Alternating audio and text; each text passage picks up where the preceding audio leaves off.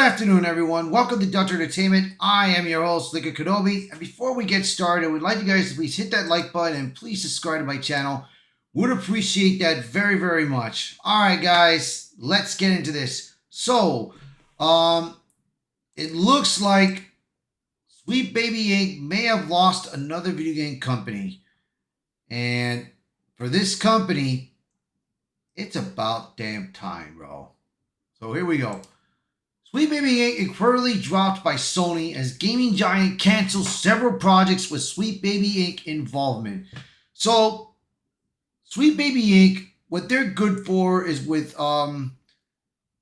diversity, equity, and inclusion.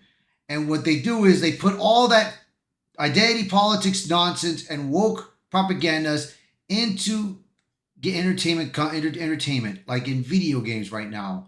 And we've had this happen from time and time and time again, bro. And most of these games that have come out have been a disaster. And if they put a little bit of the element, it's fine. Like Spider-Man 2, I played the game. I have enjoyed it. However, they put Miles Morales' missions to focus more on that nonsense, bro. But for Peter, they focused it on the story, on him, all about him and his struggles and all. But like I said, dude, I mean, a lot of people got disappointed with Spider-Man 2 the way it came out. But a lot of people got really disappointed with the Suicide Squad game, Kill the Justice League. But let's get into this article and you guys let me know what you guys think. So here we go. It's been a long time coming, but it looks like the industry may finally be waking up.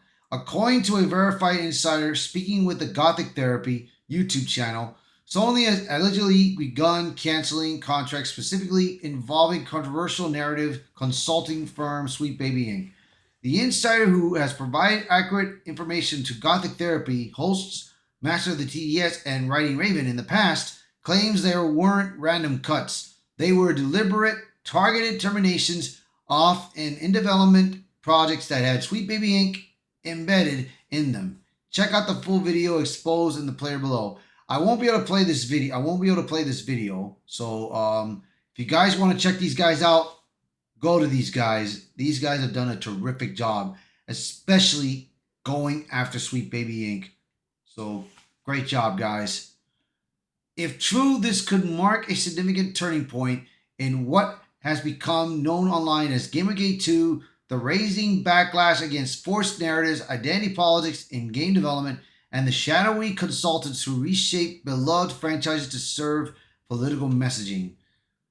Full disclosure, Writing Raven of Gothic Therapy is contributing writer for that Park Place under the name Raven Redgrave. Sweet Baby Inc.'s grip on gaming may be slipping. Over the past year, Sweet Baby Inc. has come under increasing scrutiny for its behind-the-scenes role in some of the most divisive projects in recent gaming history.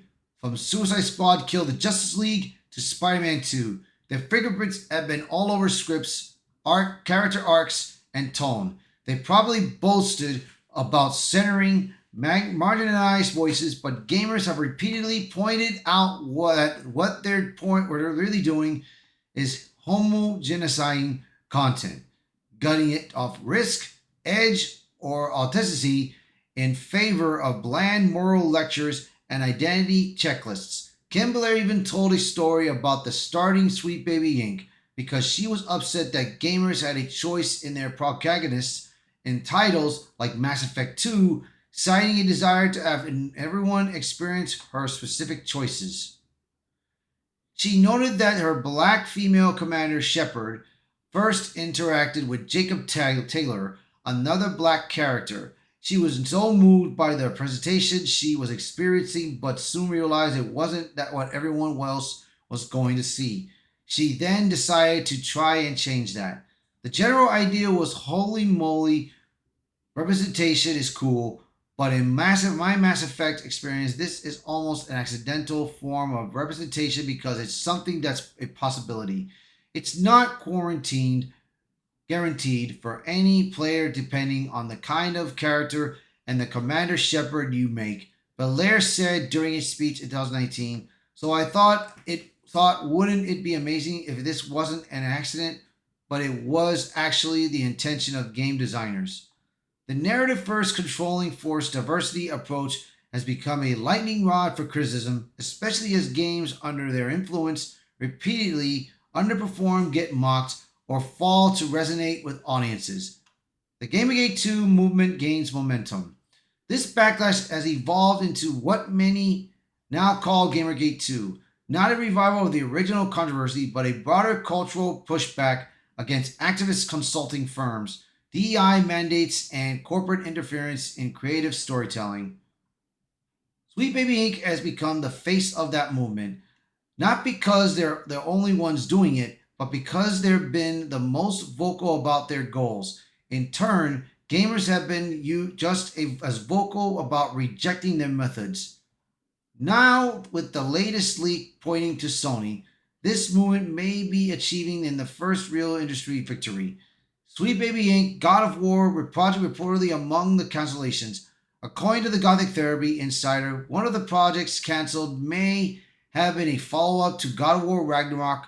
The source couldn't confirm whether it was DLC, a spin off, or a full sequel focused on Atreus and Loki. Atreus / Loki. Atreus, that's what it was. That's why I had to pronounce it. Atreus. Only that it had Sweet Baby attached and that Sony may have pulled the plug. This is significant not only because of the franchise's importance to Sony, but because Sweet Baby Inc. had already publicly acknowledged involvement in Ragnarok. If the sequel was similarly influenced, its cancellation would be a major blow, and possibly a clear sign that Sony no longer sees narrative consulting from activist firms as a value add.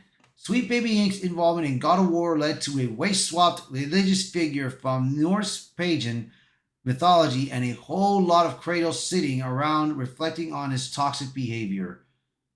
Similarly, Sweet Baby Inc. consulted on Spider-Man 2, a game that leaned heavily into social justice causes and identity politics, much of which focused on cultural appropriation, teen sexual preference, and an entire mission where you played as a Black Death girl in a Spider-Man game. Yeah, that kind of was bad. That was a bit boring for me. I really didn't want to do it, but I did it to get that achievement, which I wish I should have never done. There were even cringe-inducing lines like Harry Osborn proudly stating that he installed a diverse board to keep us on the right track.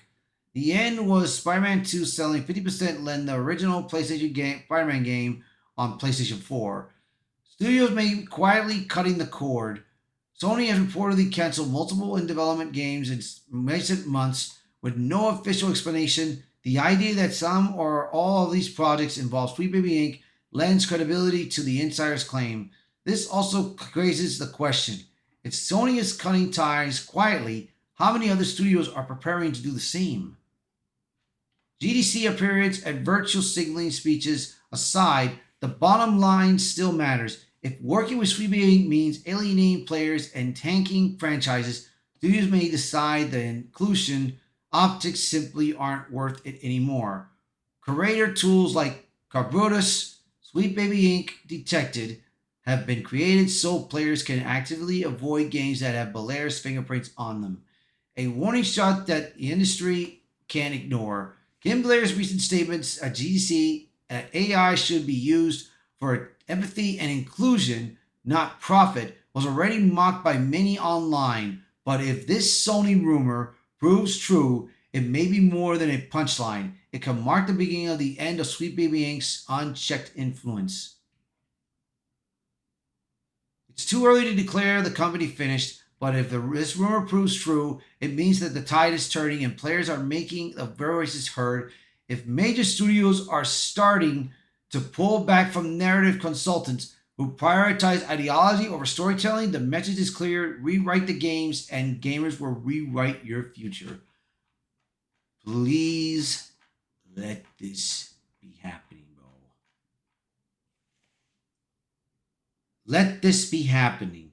If this is true, now that Sony has left the program of Sweet Baby Inc., if this is true that other game studios are starting to leave, that means we may have won. But let's wait and see what happens. Let's just keep waiting. But now that we have Sony out, now that Sony is out the door, that's good. But let's see if other game studios will wake up and realize that Sweet Baby Inc. is a poison. So let's see. We shall see. So thank you all for watching this video. And thank you all for being part of the channel. So please share this video. Post a comment below. What do you guys think? Do you think other gaming companies are starting to leave Sweet Baby Inc.? You guys let me know in the comments below. And as always, thank you all so much. And I will be seeing you all until next time. Bye, everyone.